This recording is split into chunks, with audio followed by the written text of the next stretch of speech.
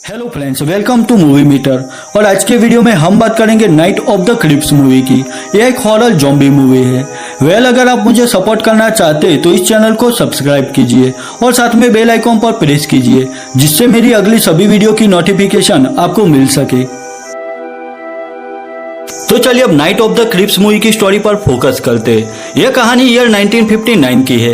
यहाँ पर एक अंतरिक्ष यान दिखाया गया है जिसमें दो एलियंस एक तीसरे एलियन का पीछा कर रहे थे। दरअसल उस तीसरे एलियन के पास एक स्मॉल कंटेनर था जिसमें कोई खास चीज थी जिस पर बाकी एलियंस कोई एक्सपेरिमेंट करने वाले थे। तीसरे एलियन को पता चल गया था कि उस कंटेनर में जो भी चीज है वो बहुत ही खतरनाक है, तो वो उस कंटेनर को डिस्ट्रॉय करना चाहता था। यहाँ वो एलियंस उस तीसरे एलियन को रोकने के लिए उस पर गोलियां चला रहे थे, पर वो एलियन एक हैच में आकर दरवाजा लॉक कर देता है। अब बाकी दो एलियंस के पास कोई ऑप्शन नहीं था, तो वो हैच का दरवाजा डिस्ट्रॉय कर देते हैं। हैच में मौजूद वो एलियन भी घायल हो चुका था, पर मरने से पहले वो उस कंटेनर को अंतरिक्ष यान के इमरजेंसी डोर के जरिए रिलीज कर देता है। अब वो कंटेनर सीधा पृथ्वी की ओर तेजी से आगे बढ़ रहा था। उसी वक्त पृथ्वी पर अमेरिका के एक शहर को दिखाया गया है। आज कॉलेज का फाइनल ईयर खत्म हो चुका था, सब लोग एंजॉय कर रहे थे। अब रात के वक्त टॉम नाम का लड़का अपनी गर्लफ्रेंड पामेला को पिकअप करने आया था। आखिर वो दोनों कुछ वक्त साथ बिताने के लिए एक जगह पर आते। दोनों वहां पर बात कर रहे थे, तभी वहां पर एक ऑफिसर आता है। ऑफिसर का नाम डेविड था और वो नाइट पेट्रोलिंग पर निकला था। यहाँ डेविड और पामेला ऑलरेडी एक दूसरे को जानते थे। कुछ महीने पहले दोनों का अफेयर चल रहा था, पर पामेला ने डेविड को बिना कुछ कहे उससे ब्रेकअप कर लिया था। यहाँ पामेला को दूसरे लड़के के साथ देखकर डेविड अपसेट हो जाता है। वो वहां से चुपचाप चला जाता है। अब डेविड के जाने के बाद टॉम और पामेला फिर से अपनी बात कंटिन्यू कर रहे थे, तभी उन्हें आसमान से एक चमकती हुई चीज दिखाई देती है जो वहां नजदीक में एक जंगल में जाकर गिरती है। अब यहाँ टॉम पामेला से कहता है कि हमें वहां जाकर देखना होगा कि आखिर वो क्या चीज थी। आखिर दोनों उस जंगल के करीब आते। यहाँ टॉम पामेला से कहता है कि तुम कार में रुको, मैं अभी वापस आता हूँ। अब टॉम उस जंगल में आगे बढ़ रहा था। दूसरी ओर पामेला को कार के रेडियो से पता चलता है कि यहाँ पागल खाने से एक मरीज 4 लोगों की हत्या करके वहां से भाग गया है और उसके पास एक कुल्हाड़ी भी है, और वो मरीज अभी वेस्ट साइड में रूट 66 की ओर गया है। पुलिस भी उसे ढूंढ रही थी। यहाँ पामेला देखती है कि वो भी उसी रूट 66 पर थे। दैट मीन्स वो मरीज यहाँ कहीं पर हो सकता है। दूसरी ओर टॉम को भी जंगल में वो चीज दिखाई देती है जो आसमान से वहां पर गिरी थी। यह वही कंटेनर था जो उस एलियन ने रिलीज किया था। कंटेनर टूट चुका था, उसमें कोई चीज थी जो हिल रही थी। अब यहाँ उस कंटेनर में से एक छोटी स्लग जैसी कोई चीज अचानक से टॉम के मुंह में घुस जाती है। दूसरी ओर वो सनकी मरीज भी पामेला की ओर आगे बढ़ रहा था। पामेला कार में टॉम का वेट कर रही थी, तभी वो पागल मरीज कुल्हाड़ी से पामेला पर वार करता है। यह था Night of the Cripps movie का इंट्रो सीन। अब उस हादसे के ठीक 27 इयर्स के बाद ईयर 1986 से कहानी आगे बढ़ती है। यहाँ कॉलेज स्टूडेंट की पार्टी चल रही थी। उसी पार्टी में क्रिस नाम का लड़का अपने फ्रेंड जेसी के साथ आया था। जेसी अपाहिज था। दोनों दोस्त एक दूसरे को सपोर्ट करते थे। यहाँ पार्टी में क्रिस को एक खूबसूरत लड़की दिखाई देती है। वो जेसी से कहता है कि वो लड़की मुझे पसंद है, काश वो मेरी गर्लफ्रेंड होती। यह सुनकर जेसी क्रिस से कहता है कि अगर दिल से कोशिश करोगे तो वो लड़की तुम्हें जरूर मिलेगी। उस लड़की का नाम सिंडी था और वो अपनी फ्रेंड के साथ वहां बेटा हाउस में चली जाती है। बेटा हाउस कॉलेज के कुछ खास लड़कों का एक ग्रुप था। वो सब रिच थे, स्टाइलिश थे और सारी लड़कियां उन लोगों पर मरती थी। अब क्रिस और जेसी भी सिंडी का पीछा करते हुए बेटा हाउस में चले जाते। अब जेसी जानता था कि क्रिस कभी भी सिंडी को अपने दिल की बात नहीं बता पाएगा, तो वो खुद सिंडी के पास आता है। जेसी सिंडी से कहता है कि मेरा फ्रेंड क्रिस तुम्हें पसंद करता है, वो खुद तुमसे मिलना चाहता था, पर तुम्हारी खूबसूरती देखकर वो नर्वस हो गया। सो प्लीज अगर हो सके तो तुम क्रिस से बात कर लो। पर सिंडी जेसी से कहते हैं कि मैं क्रिस से जरूर बात करती, पर ऑलरेडी मेरा एक बॉयफ्रेंड है। अब जेसी क्रिस के पास आकर उसे कहता है कि उस लड़की का नाम सिंडी है और उसका कोई बॉयफ्रेंड नहीं है। यहाँ जेसी ने क्रिस से जानबूझकर झूठ बोला जिससे उसका दिल टूट ना जाए। जेसी क्रिस से कहता है कि कॉलेज की सारी लड़कियां बेटा हाउस के लड़कों पर मरती है, तो हमें भी उस बेटा हाउस में शामिल होना पड़ेगा जिससे तुम सिंडी को इम्प्रेस कर सको। वो दोनों बेटा हाउस के लड़कों से आकर मिलते हैं। उनका लीडर मैक्स नाम का लड़का था। जब मैक्स को पता चलता है कि क्रिस और जेसी उनके ग्रुप में शामिल होना चाहते हैं तो वो उन्हें एक चैलेंज कंप्लीट करने के लिए कहता है। यहाँ मैक्स उन्हें कहता है कि तुम दोनों को यूनिवर्सिटी के मेडिकल सेंटर से एक डेड बॉडी उठाकर उस डेड बॉडी को हमारे बेटा हाउस के अपोजिट डेल्टा हाउस के डोर पर रखना होगा। अगर यह चैलेंज कंप्लीट कर दिया तो तुम दोनों बेटा हाउस में शामिल हो जाओगे। अब क्रिस और जेसी वो चैलेंज कंप्लीट करने के लिए वहां से निकलते हैं। वही दूसरी ओर हमें दिखाया गया है कि सिंडी का बॉयफ्रेंड भी कोई और नहीं पर बेटा हाउस का लीडर मैक्स था। अब नेक्स्ट सीन में एक मेडिकल स्टूडेंट को दिखाया गया है जो मेडिकल सेंटर के एक सीक्रेट रूम की ओर आगे बढ़ रहा था। उस रूम के बाहर एक पासकोड रखा गया था और सिक्योरिटी के लिए वहां पर कई बार पासकोड बदला जाता था। वो मेडिकल स्टूडेंट 3 डिजिट एंटर करता है पर आखिरी नंबर उसे याद नहीं था, तो वो आखिरी नंबर जानने के लिए किसी शख्स को कॉल करता है। दूसरी ओर क्रिस और जेसी भी मेडिकल सेंटर में घूमते हुए उस सीक्रेट रूम के करीब आ जाते हैं। अब यहाँ जेसी पासकोड में 0 नंबर प्रेस करता है जिससे सीक्रेट रूम का दरवाजा खुल जाता है, यानी कि पासकोड का आखिरी नंबर 0 था। अब जेसी और क्रिस उस रूम में आते हैं। वहाँ ठीक उनके सामने एक बॉडी थी जिसे फ्रीज करके खास बॉक्स में रखा गया था। दरअसल यह टॉम की बॉडी थी जिसके मुंह में वो स्लग जैसी कोई चीज चली गई थी। अब यहाँ दोनों को चैलेंज कंप्लीट करने के लिए एक डेड बॉडी भी चाहिए थी। पर क्रिस देखता है कि यह रूम पूरी तरह से सिक्योर किया गया था, वही वो बॉडी भी फ्रीज की गई थी, यानी कि यह बॉडी किसी खास एक्सपेरिमेंट के लिए वहां पर रखी गई थी। पर जैसी जल्दबाजी में वहां डिसएंगेज का बटन प्रेस करता है जिसे जिस बॉक्स में बॉडी रखी गई थी वो ओपन हो जाता है। अब क्रिस और जेसी उस बॉडी को लेकर वहां से निकलना चाहते थे पर तभी वहां पर वो मेडिकल स्टूडेंट आ जाता है। अब उस मेडिकल स्टूडेंट को देखकर वो दोनों बॉडी वहां पर छोड़कर चले जाते हैं। वो स्टूडेंट भी टॉम की बॉडी के पास आता है पर अचानक से टॉम उस स्टूडेंट को पकड़ लेता है और टॉम के मुंह से वो स्लग जैसी चीज उस स्टूडेंट के मुंह में चली जाती है। अब नेक्स्ट सीन में ऑफिसर डेविड को दिखाया गया है। डेविड वही ऑफिसर था जिससे पामेला का अफेयर चल रहा था। अब डेविड को एक कॉल आता है। सामने एक ऑफिसर डेविड से कहता है कि यहाँ यूनिवर्सिटी मेडिकल सेंटर में एक मेडिकल स्टूडेंट की लाश मिली है, तो डेविड वहाँ इन्वेस्टिगेशन करने चला जाता है। यहाँ आकर डेविड को पता चलता है कि इस सीक्रेट रूम में ईयर 1959 से किसी बंदे की बॉडी को फ्रीज करके रखा गया था और यहाँ उस बॉडी पर किसी तरह का एक्सपेरिमेंट भी किया जा रहा था। यहाँ ताज्जुब की बात यह थी कि यहाँ पर सिर्फ उस मेडिकल स्टूडेंट की ही बॉडी थी, वो फ्रीज की गई बॉडी वहाँ से गायब थी। नेक्स्ट सीन में सेरोडिटी हाउस दिखाया गया है जहाँ कॉलेज की कुछ लड़कियां रहती थी। सिंडी भी वहीं पर रहती थी। दूसरी ओर टॉम भी उसी सेरोडिटी हाउस के करीब आ चुका था। टॉम ने उसी सेरोडिटी हाउस पामेला को ठीक 27 इयर्स पहले पिकअप किया था। अब सिंडी अपने रूम में थी, तभी उसे बाहर किसी की आवाज सुनाई देती है। सिंडी जैसे ही विंडो के करीब आती है उसे वहां पर टॉम दिखाई देता है।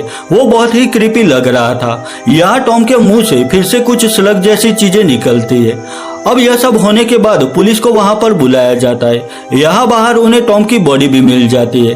टॉम के सिर के 2 हिस्से हो चुके थे, यानी कि वो डेडली स्लग टॉम के सिर को चीरकर बाहर आ चुके थे। डेविड भी बॉडी का यह हाल देखकर चौंक जाता है। वही सिंडी भी बुरी तरह से डर गई थी। अब टॉम की बॉडी भी बेटा हाउस के ऑपोजिट डेल्टा हाउस के बाहर से मिली थी। यहाँ मैक्स को भी यही लग रहा था कि यह सब क्रिस और जेसी ने अपना चैलेंज कंप्लीट करने के लिए किया है, तो मैक्स इस बारे में उन दोनों से बात करता है। पर क्रिस और जेसी मैक्स से कहते हैं कि यह किसी और का काम है। यह सुनकर मैक्स को बहुत गुस्सा आता है और वो जेसी को नीचे गिरा देता है। वहां पर सिंडी भी थी और वो मैक्स की इस हरकत से नाराज हो जाती है। वो भी जेसी और क्रिस से कहते हैं कि मुझे भी तुम दोनों पर यकीन है कि यह काम तुम लोगों ने नहीं किया। पर मैक्स ने इस बारे में ऑफिसर डेविड को इन्फॉर्म कर दिया था, तो डेविड इन्वेस्टिगेशन करने के लिए क्रिस और जेसी को पुलिस स्टेशन बुलाता है। डेविड उन्हें कहता है कि कल रात तुम दोनों को मेडिकल सेंटर के गार्ड मिस्टर माइनर ने वहां से भागते हुए देख लिया था। वही वो फ्रीज की गई बॉडी भी बहुत ही बुरे हाल में डेल्टा हाउस से बाहर मिली थी। और मैं सब जानता हूँ कि तुम दोनों को मैक्स ने यह चैलेंज कंप्लीट करने के लिए कहा था, तो तुम दोनों सारी बात मुझे बताओ। तो यहाँ क्रिस डेविड से कहता है कि यह सच है कि हमें मैक्स ने यह काम सौंपा था और हम दोनों उस सीक्रेट रूम में भी चले गए। वहां फ्रीज की गई बॉडी भी हमने ही बाहर निकाली थी। पर जैसे ही उस मेडिकल स्टूडेंट ने हमें वहां पर देख लिया तो हम दोनों वहां से चले गए। इसके बाद जो कुछ भी हुआ इसके बारे में हम कुछ नहीं जानते। रात के वक्त एक शख्स मुर्दाघर में उस मारे गए मेडिकल स्टूडेंट की बॉडी का पोस्टमार्टम करने वाला था, पर वो मेडिकल स्टूडेंट अपने आप खड़ा हो जाता है और उसी हाल में वहां से चला जाता है। वहां पर मिस्टर माइनर सफाई कर रहे थे, तभी वो मेडिकल स्टूडेंट मिस्टर माइनर पर अचानक हमला करता है। वही दूसरी ओर सैरोरिटी हाउस में एमी नाम की लड़की को दिखाया गया है। उसे बाहर एक बिल्ली की आवाज सुनाई देती है। एमी खिड़की से उस बिल्ली को उठा लेती है, पर जैसे ही एमी उस बिल्ली को देखती है तो उसके होश उड़ जाते, क्योंकि टॉम के मुंह से निकले स्लग में से एक स्लग उस बिल्ली के शरीर में भी चला गया था, जिससे वो बिल्ली बहुत ही डरावनी लग रही थी। अब नेक्स्ट सीन में सिंडी को दिखाया गया है। वो क्रिस और जेसी से मिलने आई थी। सिंडी उन्हें कहते हैं कि सैरोरिटी हाउस में हमें एक मरी हुई बिल्ली मिली थी। हमने उस बिल्ली को सैरोरिटी हाउस के पीछे दफना दिया था, पर रात के वक्त वो बिल्ली एना नाम की लड़की के रूम में आ गई। अब यहाँ सिंडी एक सीरियस मैटर पर डिस्कस कर रही थी, फिर भी जेडी इशारे से क्रिस से कहता है कि यही मौका है सिंडी को अपने दिल की बात बताने का। यहाँ जेडी सिंडी से कहता है कि मुझे काम है तो मैं यहाँ से जा रहा हूँ, मैं कल तुम दोनों से मिलूंगा। इतना कहकर वो वहाँ से चला जाता है। अब सिंडी और क्रिस वहाँ पर अकेले थे, पर फिर भी सिंडी अजीब बातें कर रही थी। वो क्रिस से कहती है कि वो शख्स मेरी विंडो के पास खड़ा था और उसके सिर से स्लग जैसी कोई चीज निकल रही थी और वो शख्स शायद एक ज़ॉम्बी था। अब सिंडी की ऐसी बातें सुनकर क्रिस उसे आराम करने के लिए कहता है। दूसरी ओर जेसी वॉशरूम में था। वहां पर मिस्टर माइनर को भी दिखाया गया है, जो कि उस स्लग से इन्फेक्टेड होकर ज़ॉम्बी बन चुके थे। जेसी वॉशरूम में था, तभी उसे वहां पर अजीब आवाज सुनाई देती है। वो देखता है कि बाहर मिस्टर माइनर का सिर फट चुका था और उसमें से वो स्लग बाहर निकल रहे थे। जेसी के पास माचिस थी, तो वो उससे एक कागज जलाता है और उसे बाहर रखता है। अब यहाँ एक स्लग उस आग के करीब आता है। स्लग जैसे ही उस आग के संपर्क में आता है तो वो जलने लगता है, पर यहाँ ढेर सारे स्लग थे। जेसी उनसे बचने की कोशिश करता है, पर आखिर में एक स्लग जेसी के मुंह में चला जाता है। दूसरी ओर क्रिस सिंडी को सैरोरिटी हाउस पर छोड़ने आया था। यहाँ सिंडी क्रिस से कहते हैं कि कल फॉर्मल नाइट है और सभी लड़कियां अपने बॉयफ्रेंड के साथ डांस पार्टी में जाने वाली है। यहाँ सिंडी क्रिस को भी उसके साथ कल डांस पार्टी में आने के लिए कहती है। यह सुनकर क्रिस खुश हो जाता है। अब क्रिस वहां से वापस जेसी के पास जा रहा था, तभी डेविड उसे रोक लेता है। डेविड क्रिस को अपने घर लेकर आता है। डेविड क्रिस से कहता है कि मैं तुम पर ट्रस्ट करता हूँ और यहाँ एक सीक्रेट बात मैं तुम्हें बताना चाहता हूँ। डेविड कहता है कि मैं पामेला नाम की एक लड़की से प्यार करता था, पर हमारा ब्रेकअप हो गया और वो किसी टॉम नाम के लड़के को डेट कर रही थी। मैं भी एक कॉप बन गया था। मैंने नाइट पेट्रोलिंग के वक्त पामेला को टॉम के साथ देखा, जिसे देखकर मैं अपसेट हो गया और वहां से चुपचाप चला गया। पर जब मुझे पता चला कि एक पागल मरीज वेस्ट साइड में रूट 66 की ओर गया है तो मैं उस जगह पर चला गया। मुझे वहां पामेला की डेड बॉडी मिली। उस पागल मरीज ने कुल्हाड़ी से पामेला की बॉडी के टुकड़े कर दिए थे। डेविड कहता है कि मैंने उस वक्त पुलिस टीम नहीं बुलाई क्योंकि मैं पामेला की मौत का बदला लेना चाहता था, तो मैंने उस सनकी का पीछा किया। मेरे पास शॉटगन थी और उसी शॉटगन से उस पागल पर गोलियां चलाकर मैंने उसे मार डाला। उस सनकी को मारने के बाद मैंने उसकी बॉडी को एक प्लास्टिक बैग में रख दिया और उस लाश को मैंने सैरोरिटी हाउस के पीछे एक प्लॉट में दफना दिया और यह बात मेरे अलावा कोई नहीं जानता था। यह बात सुनकर क्रिस डेविड से कहता है कि आपने यह बात मुझे क्यों बताई? तो डेविड कहता है कि कई सालों से मैं यह बात किसी को बताना चाहता था और तुम पर भरोसा किया जा सकता है, इसीलिए मैंने यह सीक्रेट बात तुम्हें बताई। डेविड क्रिस से कहता है कि अब तो उस प्लॉट की जगह एक घर बन चुका है। वेल, अब नेक्स्ट सीन में उसी प्लॉट में बने उस घर को दिखाया गया है। वहां पर एक बूढ़ी औरत अपने डॉग के साथ अकेली रहती थी। वो बूढ़ी औरत आराम कर रही थी, तभी उसे फ्लोर से कोई आवाज सुनाई देती है। जमीन के अंदर से कोई शख्स कुल्हाड़ी से वो फ्लोर तोड़ रहा था। अब उस फ्लोर को तोड़कर एक शख्स कुल्हाड़ी के साथ वहां से बाहर आता है और वो उस बूढ़ी औरत को उसी कुल्हाड़ी से मार डालता है। अब डेविड को भी यह न्यूज मिलती है तो वो अपनी शॉटगन लेकर वहां जाने के लिए निकलता है। डेविड ने वहां बैकअप टीम भी बुला ली थी। आखिर वो सब उस कातिल को ढूंढ लेते। कातिल ठीक उनके सामने था। अब जैसे ही वो कातिल मुड़ कर देखता है तो सभी के होश उड़ जाते, क्योंकि वो एक मुर्दा लाश थी। यह वही सनकी कातिल था जिसे 27 इयर्स पहले डेविड ने मारकर उस प्लॉट में दफना दिया था और आज वो उन डेडली स्लग की वजह से फिर से खड़ा हो गया था। यहाँ डेविड शॉटगन से सीधा निशान उस सनकी के सिर पर लगाता है, जिससे उसका सिर फट जाता है। वेल, यहाँ उसके सिर से भी वो स्लग जैसी चीजें बाहर आ रही थी। यह सब देखकर सभी ऑफिसर हैरान थे। अब दूसरे दिन सभी college student formal dance party के लिए तैयारी कर रहे थे, पर क्रिस बहुत वरीड था क्योंकि जेसी कल रात से गायब था। वो अपने रूम में भी नहीं आया था। क्रिस भी रात के वक्त सिंडी के साथ उस फॉर्मल डांस पार्टी में जाने के लिए रेडी हो रहा था। तभी उसे टेबल पर जेसी का रिकॉर्डर मिलता है। जेसी ने उस रिकॉर्डर में क्रिस के लिए एक मैसेज रिकॉर्ड किया हुआ था। वो क्रिस से कहता है कि कोई कीड़ा मेरे शरीर में है, वो मुंह से मेरे शरीर में चला गया था और मैं उसे महसूस कर सकता हूँ और अब वो मेरे दिमाग में है। मेरी पल्स और हार्ट बीट भी नहीं चल रही, यानी कि मैं मर चुका हूँ और वो कीड़ा ही मेरे शरीर को कंट्रोल कर रहा है। मैंने कीड़े को जलाकर मार डाला था, उसे तुम आग से जलाकर मार सकोगे। जेसी कहता है कि मैं अभी बेसमेंट में तुम्हें मिलूंगा और तुम अपना ख्याल रखना। यह सुनकर क्रिस बहुत दुखी हो जाता है। क्रिस बेसमेंट में जाकर देखता है तो वहां पर जेसी की डेड बॉडी थी। वो स्लग भी जेसी की बॉडी चीरकर वहां से चले गए थे। दूसरी ओर बेटा हाउस के सभी मेंबर भी उस डांस पार्टी में जाने वाले थे। वो सब बस में अपने लीडर मैक्स का वेट कर रहे थे। मैक्स भी उस बस की ओर आ रहा था, पर तभी उसे रास्ते में कोई आवाज सुनाई देती है। वेल यहाँ उसी बूढ़ी औरत का कुत्ता था और वो भी इन्फेक्टेड हो चुका था। या उस कुत्ते के मुंह से स्लग सीधा मैक्स के मुंह में चला जाता है। वही क्रिस भी ऑफिसर डेविड के पास आकर उसे जेसी के बारे में बताता है और यह भी कहता है कि वो डेडली स्लग हम आग से जलाकर खत्म कर सकते हैं। दूसरे और बेटा हाउस मेंबर बस लेकर डांस पार्टी में जाने के लिए निकल चुके थे, पर रास्ते में वो कुत्ता खड़ा था और उस कुत्ते को बचाते हुए बस आउट ऑफ कंट्रोल हो जाती है, जिससे उस बस का एक्सीडेंट हो जाता है।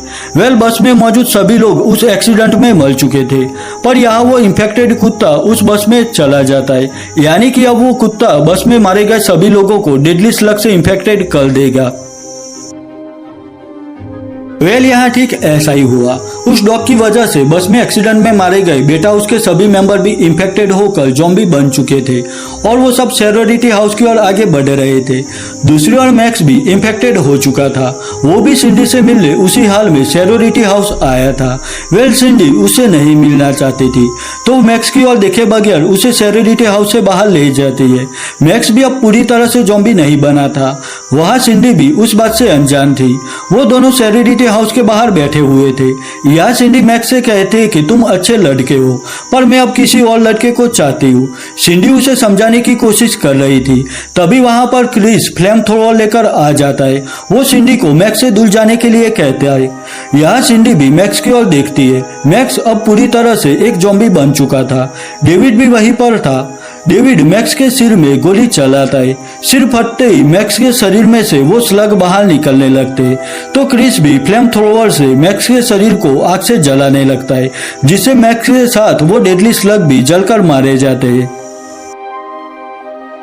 अब वहां पर इन्फेक्टेड हुए बेटा हाउस के मेंबर भी आ जाते हैं। स्लग ने उन सभी का बहुत बुरा हाल कर दिया था।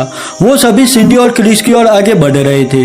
क्रिस वो फ्लेम थ्रोवर सिंडी को देता है और उसे कहता है कि जब मैं उन ज़ॉम्बी पर गोली चलाऊं तब तुम फ्लेम थ्रोवर से उन्हें जला देना। वेल यहाँ क्रिस उन इन्फेक्टेड हुए लोगों पर गोली चलाने लगता है और सिंडी भी उसी वक्त फ्लेम थ्रोवर से उन्हें जलाने लगती है, जिससे उनके शरीर में मौजूद वो स्लग भी जलने लगते हैं। वो ज़ॉम्बी सॉरोरिटी हाउस में भी आने लगे थे। डेविड भी उन पर गोली चलाकर उन्हें जलाकर खत्म कर रहा था। बाहर सिंडी और क्रिस भी एक एक करके उन ज़ॉम्बी को खत्म कर रहे थे। दूसरी ओर डेविड ने भी सॉरोरिटी हाउस में आए हुए उन सभी ज़ॉम्बी को मार डाला था। अब क्रिस देखता है कि कुछ बचे हुए स्लग सॉरोरिटी हाउस के बेसमेंट में जा रहे थे, यानी कि वहां पर जरूर कोई खास चीज थी जिससे वो सब वहां पर खींचे चले जा रहे थे। अब क्रिस और सिंडी सॉरोरिटी हाउस में आकर सभी लड़कियों को वहां से बाहर जाने के लिए कहते हैं। वो सभी लड़कियां वहां से बाहर आ चुकी थी। अब सॉरोरिटी हाउस में सिर्फ क्रिस, सिंडी और डेविड थे। क्रिस और सिंडी बेसमेंट की ओर आगे बढ़ रहे थे। वहां पर डेविड भी था, जिसने अपने मुंह पर एक पट्टी लगाई हुई थी, जिससे वो स्लग उसके मुंह में एंटर ना हो सके। डेविड क्रिस और सिंडी को अभी वहां से चले जाने के लिए कहता है। वो कहता है कि यहाँ पर खतरा ज्यादा है, तो बेहतर यही रहेगा कि तुम दोनों सॉरोरिटी हाउस से बाहर निकल जाओ। वेल यहाँ दिखाया गया है कि वो सभी स्लग बेसमेंट के कोने में इकट्ठा होकर आपस में जुड़ रहे थे और वो सभी जुड़कर एक अलग क्रीचर के फॉर्म में आने वाले थे। इतने सारे स्लग देखकर क्रिस और सिंडी भी चौंक जाते। वेल यहाँ उस फ्लेम थ्रोवर का फ्यूल भी खत्म हो चुका था। डेविड के पास गैसोलीन के कुछ टिन थे और वो उसी टिन से सभी स्लग को जलाने वाला था। डेविड अपने मुंह पर लगाई गई पट्टी निकाल देता है। वो सिंडी और क्रिस को अभी वहां से निकलने के लिए कहता है क्योंकि डेविड पूरी जगह डिस्ट्रॉय करने वाला था। डेविड बेसमेंट में हर जगह वो गैसोलीन छिड़कने लगता है। वो आखिरी बार क्रिस से कहता है कि तुम अपना ख्याल रखना। आखिर सिंडी और क्रिस भी वहां से चले जाते हैं। वो दोनों भी सैरोरिटी हाउस से बाहर आ चुके थे। वेल उसी वक्त डेविड एक लाइटर से वहां पर आग लगाता है जिससे बेसमेंट में बड़ा धमाका होता है। वो धमाका इतना पावरफुल था कि पूरा सैरोरिटी हाउस भी जलने लगता है। बाहर सभी लोग उस जलते हुए सैरोरिटी हाउस की ओर देख रहे थे। डेविड ने सबको बचाने के लिए अपनी जान की कुर्बानी दी थी। वहां फायर रेस्क्यू टीम और पुलिस भी आ चुकी थी। वेल सब खत्म हो चुका था, पर एंड क्रेडिट सीन में दिखाया गया है कि डेविड उस ब्लास्ट की वजह से बुरी तरह से जल चुका था। फिर भी वो सिगरेट पीते हुए सैरोरिटी हाउस के बैकयार्ड में चल रहा था। आखिर में वो नीचे गिरता है और यहाँ उसके सिर को चीरते हुए कुछ स्लग बाहर निकालते हैं। वो सभी स्लग वहां से कब्रिस्तान में चले जाते हैं, यानी कि यह सिलसिला अभी खत्म नहीं हुआ। अब उस स्लग की वजह से दफनाए गए सारे मुर्दे अपनी कब्र से बाहर निकलने लगेंगे। वेल इसी ट्विस्टेड एंडिंग के साथ night of the Cripps movie खत्म हो जाती है। ईयर 1986 में रिलीज हुई night of the Cripps movie को IMDb पर 6.8 आउट ऑफ 10 स्कोर मिला है। वही रोटन टोमेटोज पर इसे 74% एंड ऑडियंस स्कोर 70% मिला है। अगर यह वीडियो आपको अच्छी लगी है तो इसे लाइक और शेयर कीजिए और मेरे लिए कोई भी सजेशन है तो मुझे कमेंट सेक्शन में कमेंट करके बताइए। तो मिलता हूँ अपनी नेक्स्ट वीडियो में, तब तक के लिए बाय बाय।